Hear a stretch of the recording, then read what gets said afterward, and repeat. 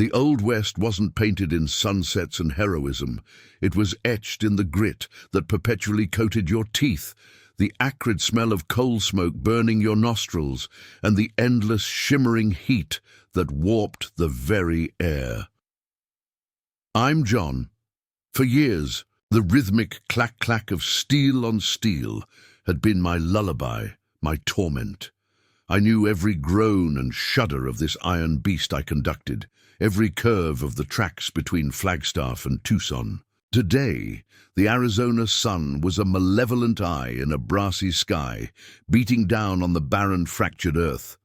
Our locomotive, a black leviathan hissing steam, pulled away from the ramshackle Flagstaff station, churning up a furious dust devil that swallowed the last glimpse of civilization.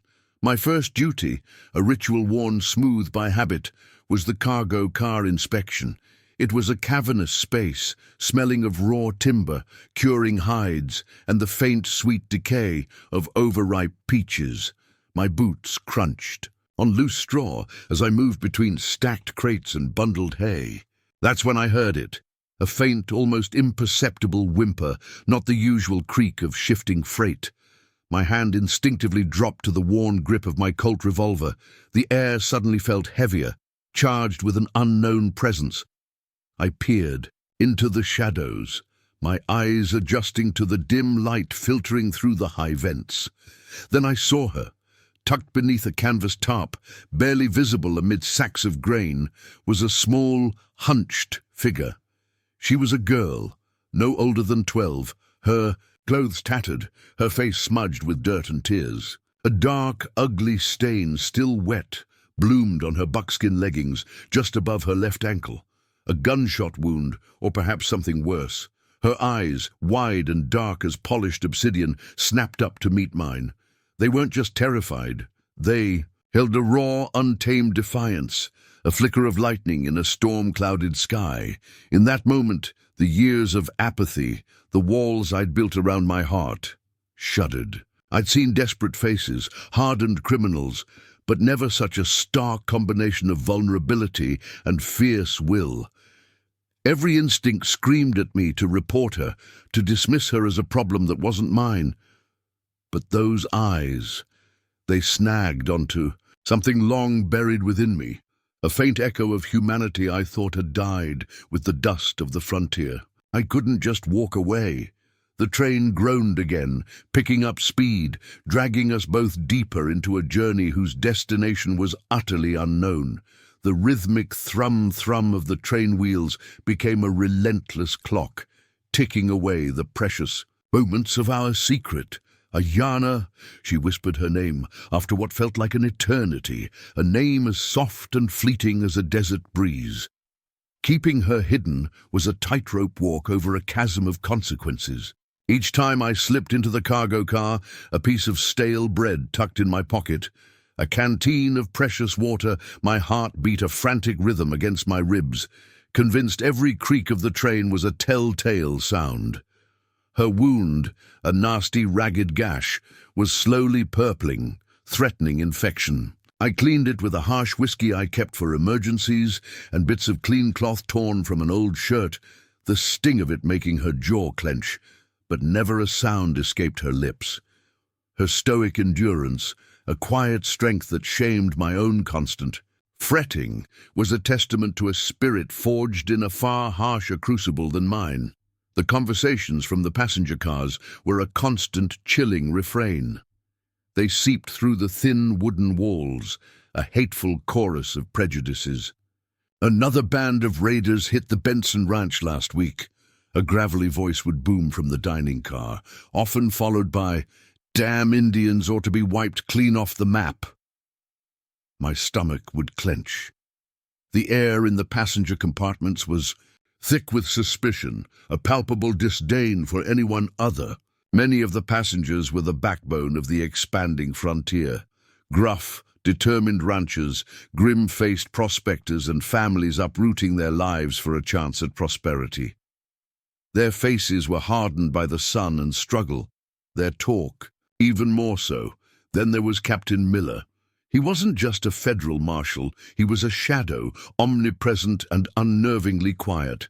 His eyes, the color of gunmetal, seemed to bore right through you, missing nothing. He'd often station himself near the entrance to the cargo car, polishing his badge, his gaze sweeping over me with an unnerving intensity. Every time he spoke, his voice a low rumble, I felt a bead of cold sweat trickle down my spine. "Cargo secure, conductor?" he'd ask, his eyes never leaving mine. Each brief stop in the sun-baked, dust-choked towns like Winslow or Holbrook was an agonizing test. Would someone spot her? Would my fragile secret splinter and expose us both? The crushing weight of responsibility for Ayana settled on me, heavier than any freight, but the resolve to protect her solidified with every passing mile. I was a lone wolf, and now, against all odds, I had a pup to protect in a land teeming with hungry predators. The sky, which had mocked us with its endless blue, began to curdle, bruising from horizon to horizon. The wind, once a gentle whisper, now screamed like a tormented spirit, tearing at the train, whipping up blinding clouds of red sand that scoured the windows and stung any exposed skin. Then the heavens opened. Rain, thick and relentless, hammered against the metal roof, transforming the arid landscape into a churning, muddy torrent. The train lurched and groaned, fighting against the elemental fury, each jolt threatening to dislodge something vital. It was in this chaotic symphony of thunder, driving rain, and the metallic shriek of struggling wheels that the simmering tensions aboard finally boiled over. I was making my way back from a quick check on the engine, soaked to the bone, the wind tearing at my oilskin coat when I heard it, voices sharp and accusatory, cutting through the storm's roar. They were coming from the cargo car. My blood ran cold, a sudden icy dread seizing me. I broke into a desperate run, my boots slipping. On the wet metal floor, when I reached the sliding door, it was already ajar, revealing a tableau that made my breath catch in my throat. A burly, red-faced man, his eyes narrowed with drunken suspicion, was pointing a thick, accusatory finger at the shadowed corner where Ayana usually hid. "What in tarnation is going on here, conductor?" he bellowed, his voice straining to be heard over the storm's fury. "You got a little Indian stowaway in your car, don't you?" Ayana, startled by the sudden, terrifying confrontation and my desperate arrival, made a panicked, desperate move. She scrambled from her hiding spot, her limping gait making her exposure undeniable. Her small frame, framed by the gaping doorway, was a stark target. In that exact moment, Captain Miller appeared, a grim apparition, his hand already resting on the butt of his holstered revolver, his gunmetal eyes fixed on the small, trembling girl. "Is this true, John?" Miller's voice was low, dangerous, cutting, through the cacophony like a knife. "You're harboring a Navajo." The air in the cramped car crackled with unspoken threats, with the raw electricity of mob rule. Other passengers, drawn by the furious shouting, peered in from the adjoining car, their faces a mixture of shock, righteous fury, and outright hostility. Accusations flew like venomous darts, each word a potential death sentence. "Hang the squaw!" someone shrieked from the back. "She's probably a spy for the Apache!" My mind raced, frantic, desperate, trying to find a way out, any way to protect Ayana from the lynch mob mentality that was rapidly seizing control of the car. Her life, I knew with a chilling certainty, hung by the thinnest, most fragile of threads. The cargo car had become a grim, improvised courtroom, the rain and wind drumming a furious, relentless beat against its metal shell. The shouts of the angry passengers, their faces contorted with rage and fear, bounced off the wooden walls, each word a hammer blow against Ayana's fragile existence. She huddled behind me, a small, trembling hand gripping the worn fabric of my trousers, her breath coming in shallow, ragged gasps. I stood firm, my body a desperate shield, my voice a raw, hoarse plea. "She's wounded, Captain," I begged, my voice raspy with desperation. "She needs help, not a jail cell. She's just a child, for God's sake." Just as the crowd seemed ready to surge forward, a surprisingly clear, strong voice cut through the din, momentarily silencing the shouts. Mrs. O'Malley, a frail-looking Irish immigrant I'd seen knitting quietly in the corner of the passenger car, her face a roadmap of hard-won wisdom, stepped forward. Her eyes, usually mild, now blazed with a fierce, unwavering conviction. "She's just a child," she cried out, her voice carrying an unexpected authority that resonated even over the storm. "Wounded and alone. What kind of men are we to turn our backs on a suffering soul, regardless of her blood?" Her words seemed to momentarily stun the mob, a ripple of uneasy silence passing through them. Then Thomas, a quiet young labourer, who had kept to himself for most of the journey, his face usually impassive, pushed through the crowd.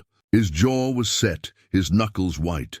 "It ain't right, Captain," he added, his voice low but firm, echoing Mrs. O'Malley's sentiment. "She ain't done nothing wrong. Just being born ain't a crime deserving of this."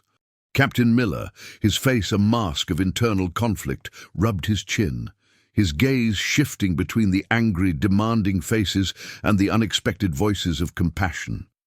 The storm outside seemed to mirror the turmoil within him. "The law is the law," he muttered, his voice edged with an unfamiliar hesitation, but his conviction seemed to waver, a flicker of doubt in his stern, unyielding eyes. He was visibly torn, caught between his rigid sense of duty and a nascent sense of human justice. Stirred by these unexpected allies, the train continued to lurch violently, the relentless rain beating a furious rhythm. But in that small, crowded space, a battle for humanity, for simple decency, was being waged, and for the first time since finding Ayana, I felt a fragile, desperate spark of hope ignite within me.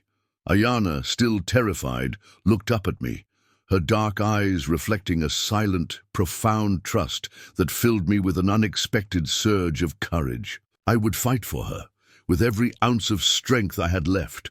The argument had raged for what felt like an eternity, each minute stretching into an agonizing hour, the fate of a small, wounded girl hanging precariously in the balance. Finally, after what felt like the longest, most profound silence of my life, Captain Miller slammed his open hand down on a nearby wooden crate. The sound was sharp, decisive. His face remained grim, but a reluctant resolve hardened his jaw. "All right," he conceded, his voice gruff but edged with an unfamiliar weariness. "I won't turn her over to the local marshal here, but she can't stay on this train indefinitely. We'll take her to the next big town, Fort Defiance. There's a mission there. They'll know what to do." A collective sigh of palpable relief swept through the cargo car, though from some it was grudgingly given. The suffocating tension, thick enough to cut with a knife, began to dissipate, replaced by a cautious, almost fragile anticipation. As if responding to our collective exhale, the storm outside began to recede. The oppressive grey yielded to streaks of pale light, then to a soft golden glow as the sun, weak but persistent, broke through the clouds. As the train groaned to a halt, at the outskirts of Fort Defiance, the air smelled fresh and clean, scrubbed by the rain. I helped Ayana off the train, her limping gait still evident, but her eyes now held a glimmer of something new, not just hope, but a nascent sense of safety. We walked towards the mission, a sturdy wooden building at the edge of town, its cross, a stark silhouette against the brightening sky. Inside, I spoke with the kind-faced woman who ran the mission, her eyes wise and gentle. I explained Ayana's plight, omitting only the most dangerous details of her journey. She listened, her expression filled with a quiet, profound understanding, and readily agreed to take her in. Ayana turned to me, her small hand reaching out hesitantly, then briefly, softly touching mine. "Thank you," she whispered, her voice, barely audible, but her sincerity resonated deep within me, a profound echo in the sudden quiet. It was a simple gesture, yet it carried the weight of 1,000 unspoken words, a silent promise of a future I hoped would be kind to her. I knew our paths were diverging. My life would resume its endless loop on the rails, moving from one forgotten town to the next. But I wasn't the same man who had boarded that train in Flagstaff. The experience had chipped away at the hardened, protective shell around my heart, revealing a flicker of something I thought was long extinguished, my own humanity. As the train's familiar whistle blew, a mournful call pulling me back to my duty, I looked back at the mission. Iyana stood at the doorway, a small, hopeful figure silhouetted against the rising sun, a new beginning in her eyes. I had found a wounded girl hidden beneath the seats, a whisper of a life in desperate need. And in helping her, I had unexpectedly found a piece of myself, a connection to a world beyond the dust and despair of the tracks. The Old West was a harsh, unforgiving place, a crucible of suffering and survival, but sometimes, even in its vast desolation, kindness could bloom and hope could find a way.